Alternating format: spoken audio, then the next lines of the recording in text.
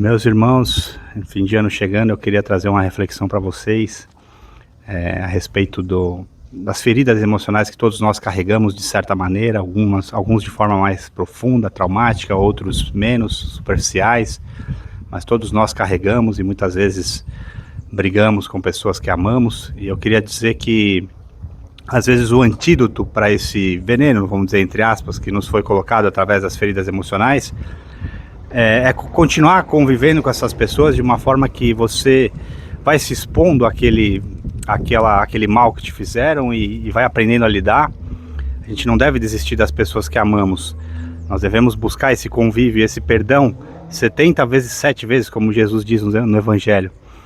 Mas em alguns momentos a gente pode precisar dessa ferida, a gente tem que cuidar, fazendo uma analogia, colocar um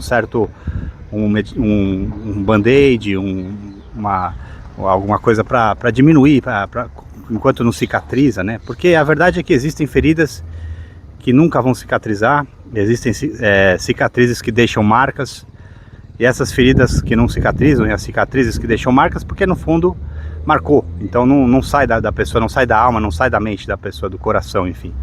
E ela aprende a lidar com aquilo. A gente tem que aprender a lidar com as feridas, com as mágoas, e perdoar 70 vezes 7 é muito difícil, porque muitas vezes com a proximidade a gente acaba se machucando muito e tendo que lidar com aquilo constantemente e não consegue cicatrizar, não consegue nem sequer fazer uma casca por causa do convívio. Então é nessa hora que talvez nós devamos se afastar um pouco, seja de quem for, se afastar para que a gente possa adquirir a casca necessária, a cicatrização necessária. E às vezes a gente tem que recorrer, a gente só não pode recorrer, a gente tem que recorrer a um band-aid, a uma gaze, enfim, fazendo uma comparação.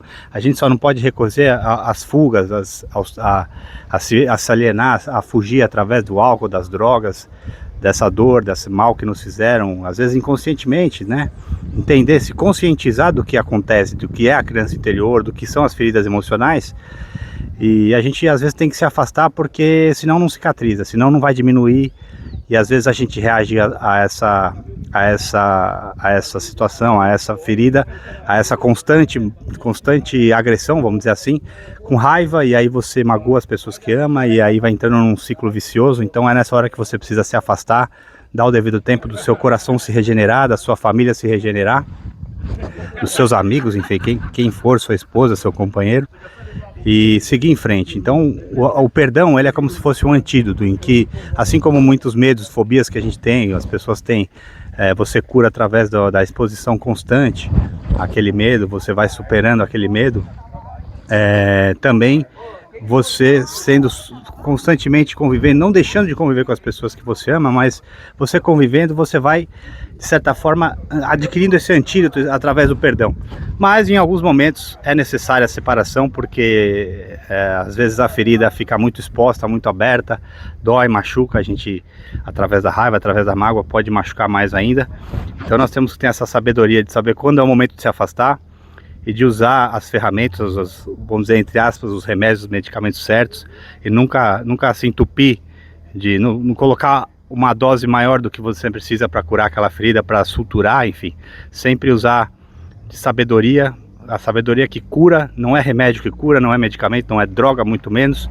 O que cura as nossas feridas emocionais, muitas vezes, é a gente saber ter essa sabedoria de quando a gente deve se afastar, quando a gente deve perdoar 70 vezes 7, mas às vezes a gente não vai conseguir, e tá tudo bem, sigamos em frente.